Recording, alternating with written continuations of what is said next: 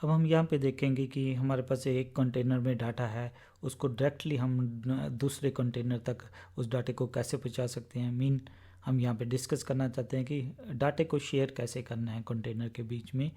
जो container data sharing के बारे में बात करेंगे। तो इसको समझने के लिए कि हम किस चीज़ की बात कर रहे हैं, तो हम सबसे पहले क्या करेंगे, कुछ डाटा हम पहले कंटेनर के अंदर डाल देंगे। तो हम डॉकर कंटेनर रन -it एक C3 नाम का एक कंटेनर क्रिएट करेंगे। और वहाँ पे क्योंकि हम अगेन जितनी भी ये वीडियो परसिस्टेंट डाटा के बारे में है, तो हम वॉल्यूम क्रिएट कर रहे हैं और वॉल्यूम 3 के नाम से। तो उसको हम जो अल्पाइन के अंदर एक कंटेनर क्रिएट करने वाले हैं वहाँ पे माउंट कर देंगे और वॉल्यूम 3 अंदर उसका फोल्डर का नाम रखेंगे। फिर अब हम क्या करने वाले हैं, यहाँ पे कुछ डाटा डाल देंगे, echo sample data in container C3।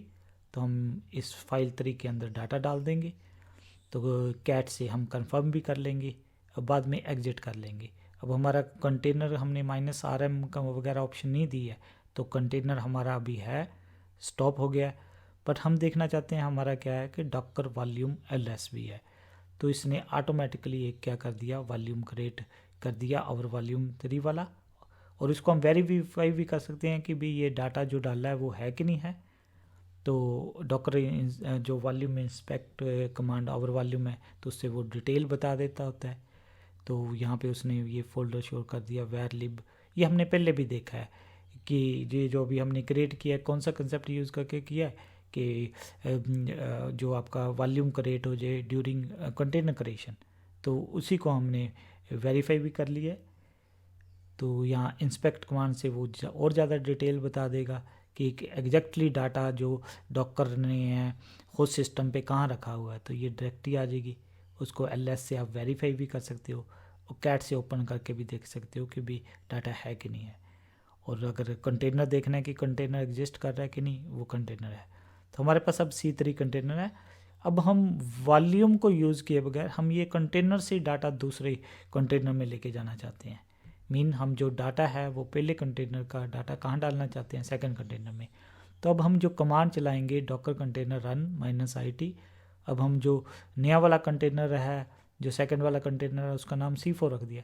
और यहाँ पे हम क्या स्पेसिफाई कर रहे हैं, वॉल्यूम्स फ्रॉम C3। तो जो वॉल्यूम्स हमारे वो C3 में है, उस केस में हमारा क्या है, आवर वॉल्यूम है। तो ये डाटा किसके अंदर आ जाएगा, इस कंटेनर के अंदर आ जाएगा। फिर हमने स्पेसिफाई कर दिया कि वॉल्यूम्स वो किस कंटेनर से, C3 जो हमने पहले क्रिएट किया था। इमेज अल्पाइन यूज़ कर रहे हैं।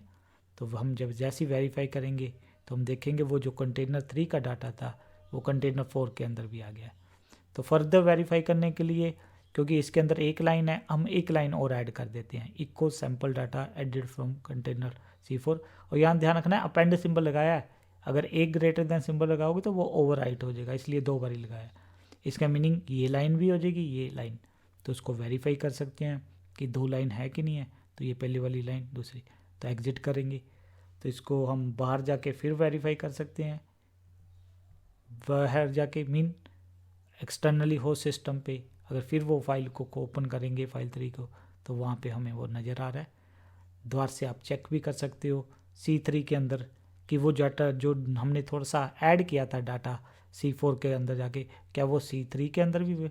इसका मीनिंग अब ये जो आपका आवर वॉल्यूम 3 है, इसको दोनों कंटेनर अब यूज़ कर रहे हैं।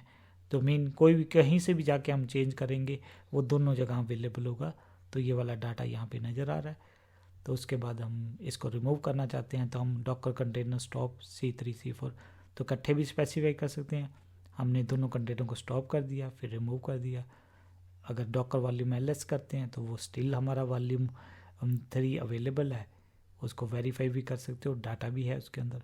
उसके बाद हम वॉल्यूम को रिमूव कर देंगे और फिर चेक कर देंगे कि भाई वॉल्यूम रह गया कि नहीं है। तो हम देखेंगे वॉल्यूम चला गया। तो हम इसमें क्या करने की हमने कोशिश की है कि हमने जो एक कंटेनर का डाटा दूसरे में कैसे पहुँचाना है, कैसे वो डाटे को शेयर करते हैं। फिर किसी भी कंटेनर से अगर हम डाटा में चेंज करेंगे वो तो सब जगह वो अवेलेबल होगा।